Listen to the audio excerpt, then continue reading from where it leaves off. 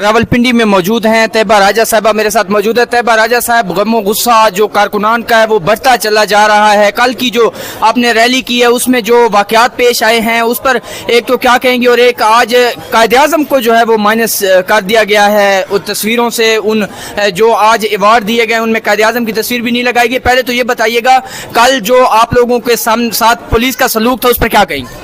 देखिए, आपने सबसे पहले कायद-ए-आज़म की बात करते हैं। आपने कहा कि इन्होंने आज कायद-ए-आज़म को रिमूव कर दिया है। जो इस मुल्क का हशर किया गया, कायद-ए-आज़म को तो बहुत पहले इन्होंने रिमूव कर दिया था। और जिस तरीके से पंजाब में तशहीरी मुहिम अरबों रुपए लगा के की गई है, वो जिन मोहतरमा की शक्ल बार बार लगाई जाती है, मुझे लगता है आखिर में नोट के ऊपर भी उनकी तस्वीर आ जाएगी। कायद-ए-आज़म वहाँ से भी रिमूव कर दिए जाएंगे बड़ी आसानी से, क्योंकि इसके आइन पास कराए जाएंगे, इसकी बाकायदा तरमीम की जाएंगी। आने वाले वक्त वो भी दूर नहीं है। अगर इस जुल्म और बर्बरियत के खिलाफ आवाज़ नहीं उठाई जाती तो वो दूर नहीं है जब हमें अपने इस्तेमाल किए जाने वाले नोटों पे भी इन मोहतरमा की तस्वीर नजर आने लग जाएगी। कायद-ए-आज़म की रूह तो वहाँ तड़प रही होगी कि अंग्रेज़ों से जो है वो मुल्क छुड़वा के यहाँ जलीलों के हत्थे दे दिया है, तो बस वो तड़प ही रहे होंगे। उनके लिए बस दुआ की जा सकती है। आप भी फातिहा पढ़ें, मैं भी पढ़ती हूँ। बाकी रही जहाँ तक बात इनकी कि जो पुलिस का सलूक था और जो कुछ कल हुआ, अवाम का गम गुस्सा वाकई बहुत ज़्यादा है। कल अवाम ने बड़ी कोशिश की कि ये हमारे साथ बदतमीजी ना करें। हमारी अवाम जो पिंडी की सड़कों पर थी वो एक बहुत बड़ी तादाद थी। अगर वो वापस पलट के बदतमीजी करते तो मुझे यकीन है कि वो जितना अमला जो जगह जगह चौकों पे खड़ा था, 12 लोग या 15 लोग, उन्हें इतनी मार पड़ती कि शायद आज वो अस्पतालों में होते। ये जो 9 मई का इल्ज़ाम हम पे लगाया जाता है, अगर हमने 9 मई किया होता तो कल भी पुलिस वालों के साथ वही होता जिसका ये हम पे इल्ज़ाम लगाते हैं। कल किसी के साथ कुछ नहीं हुआ, तो अगर कुछ नहीं हुआ तो इसका मतलब है 9 मई हमने नहीं किया।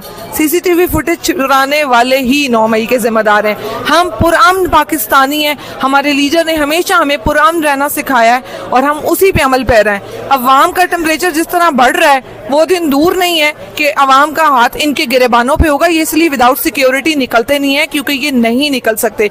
ये ऐसे जलील नहीं है, अपने करतूतों की वजह से जलील है। अल्लाह इस मुल्क पे रहम करे। ये बताइएगा, कल जो है वो एक फैमिली है उसके जो है वो गिरबान से हाथ डाला गया। एक SHO ने गिरबान से पे हाथ डाल के जो है वो झंडा लिया है, और उसके साथ क्या बात हुई थी जब वहाँ पे ये वाक़या पेश आया?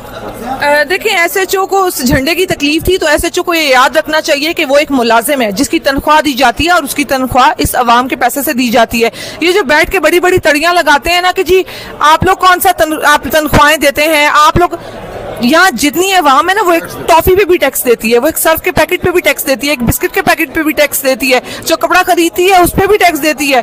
तो इसका मतलब है कि आप उनके मुलाजिम हैं। तो मुलाजिम उठ के इस तरीके से अगर झंडों पे तमाशे लगाएंगे तो वो ये याद रखें कि वक्त बदलता है, सियासी जमातें आती हैं जाती हैं, चेंज होती हैं। जो आज छोटे छोटे फिरौन इन्होंने बना दिए हैं हमारे लिए पुलिस महकमे में खास करके, वो ये याद रखें कि जिसने तैयबा राजा को बालों से पकड़ के घसीटा था उसका भी एहतसाब होगा, जिसने डॉक्टर यास्मीन के साथ बदतमीजी की उसका भी एहतसाब होगा, जिसने हमारी खवातीन की चादर पर हाथ डाला उन सब का एहतसाब होगा। कोई इससे दूर नहीं है। इंशाल्लाह इनका वक्त आया, हमारा दौर आएगा। ये बताइएगा कि शाह महमूद कुरैशी साहब जो है वो जल्द रिहा होने वाले हैं, और उनके हवाले से बताइएगा, क्या वो आके PTI को लीड करने जा रहे हैं? क्या जो है वो PTI के वाइस चेयरमैन हैं, वो जब खान साहब थे तो वो वाइस चेयरमैन थे, अब तो चलो बैरिस्टर गौहर साहब है, अब क्या वो वाकई PTI को लीड करने जा रहे हैं? और आगे जाके कोई हालात आपको कैसे नजर आ रहे हैं? देखिए, शाह साहब जो है ना वो PTI की शान है। खान साहब को उन पे बहुत भरोसा है, और उन्होंने जिस तरह से इस जुल्म और फस्तायत के दौर में जेल काटी है, उनकी जगह अगर कोई भी होता, हमने बड़े बड़े नाम देखे जो फौरन से निकल गए। उन्होंने बहुत साथ दिया और उन पे इमरान खान बहुत भरोसा करते हैं। वो जब बाहर आते हैं तो खान साहब उन्हें क्या जिम्मेदारी देते हैं, क्या सौंपा जाता है उनको, ये अब खान साहब पे मुनस्सिर है। खान साहब उन्हें जो भी जिम्मेदारी देंगे हमें यकीन है कि शाह साहब उसे पूरा करेंगे भरपूर तरीके से। जैसे अब तक वो इमरान खान के साथ खड़े हुए हैं वैसे ही वो आगे भी खड़े रहेंगे, और बहुत बेहतरीन तरीके से चीज़ें आगे चलेंगी। जुल्म का सबसे बड़ा मसला ये है कि वो एक हद के बाद बगावत को जन्म देता है। अवाम इदारों से भागी हुई है, लेकिन अवाम पहले से ज्यादा इमरान खान के साथ है। इन्होंने अवाम इमरान खान को माइनस करना था, जबकि अवाम ने उसको जरब लगा दी हुई है, और अवाम ने उसको जरब कर दिया हुआ है। ये अब इमरान खान को नहीं निकाल सकते। इमरान खान जिससे भी खड़ा करेंगे, शाह महमूद कुरैशी एक कहते हैं एक स्ट्रॉन्ग पिलर है इस जमात का। तो खान साहब जब भी उन्हें कोई भी बेहतरीन जिम्मेदारी सौंपते हैं, मुझे यकीन है वो बेहतरीन तरीके से उसे निभाएंगे, और वर्कर इमरान खान का वर्कर उनके साथ खड़ा होगा। एक आखिरी सवाल आपसे करूंगा कि जो कारकर्दगी है उसके ऊपर बड़ी बातें हो रही हैं, तो आप पंजाब में कारकर्दगी को कैसे देखते हैं हुकूमत की, और आज जिन जिन लोगों को तमगे दिए गए हैं उन पर आप क्या कहेंगी? क्योंकि हमने तो नाम बहुत सारे ऐसे लोग थे जिनका नाम भी नहीं सुना था और आज उनको तमगे दिए गए हैं, किसी को निशान इम्तियाज किया दिया गया, किसी को क्या किया? देखिए, तमगे तो मजाक बन गए हैं। वो जैसे सेल सेल सेल, तमगा अवार्ड सेल, ये अवार्ड वो अवार्ड, इसको सेल उसको सेल, ये सेल पे लगे हुए हैं। लेकिन मुझे एक इंसान को अवार्ड ना मिलने का बेहद अफसोस है। उनका नाम है मियां नवाज शरीफ। उनका वोटर इस कदर बेगैरत है उनकी औलाद की तरह कि वो भी बैठ के सोचते होंगे आह भर के कि आह गंदी औलाद, ना मजा ना स्वाद। तो ये उन बेचारे को अवार्ड ना मिलने का मुझे बहुत दुख है। ठीक है, वो अपनी बेटी की शादी डिजाइन नहीं कर सके, लेकिन उनके बारे में इन बेचारों ने खुशफहमी एक अपने वोटर को दी थी कि उन्होंने शायद जंग डिजाइन की है। तो उन बेचारे को जो ये दे रहे थे इस बात का लकब की जंग डिजाइन की, तो उसी का कोई अवार्ड दे देते। बाकी खैर जिनको मिले हैं उनकी काबिलियत भी उन्हीं जैसी है, लेकिन उनके लिए मुझे दुख पहुंचा। बाकी देखते हैं इनकी कारकर्दगी के बारे में क्या कहूँ। अगर आप अखबारात उठा लें तो बहुत बेहतरीन कारकर्दगी है, अगर आप टिकटॉक देख लें तो बहुत बेहतरीन कारकर्दगी है, अगर आप इनके वोटर सपोर्टर से सुन लें तो उसको लगेगा बहुत बड़ी बेहतरीन कारकर्दगी इजाफा रही है।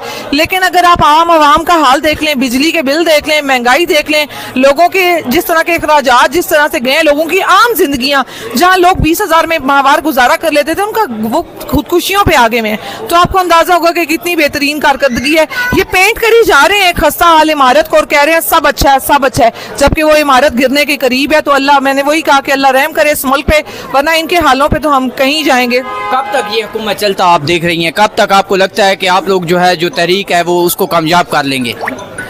देखिए, तहरीक पे तो तहरीकें जो है ना वो सालों चलती हैं, जदोजहद साथ साथ चलती है, लेकिन ये कब तक रहेंगे इसका बड़ा सादा सा जवाब है। जब तक ये बूट चाटने में बेहतरीन है तब तक ये रहेंगे। जब बूट वाले इनसे तंग आ जाएंगे या इन्हें बूट चाटना भूल जाएगा या इनकी कारकर्दगी बूट चाटने में कहीं लो होगी, उस दिन इन्हें लात पड़ेगी और हमारी इनसे जान छूट जाएगी। पाकिस्तान जिंदाबाद, इमरान खान जिंदाबाद। बहुत शुक्रिया।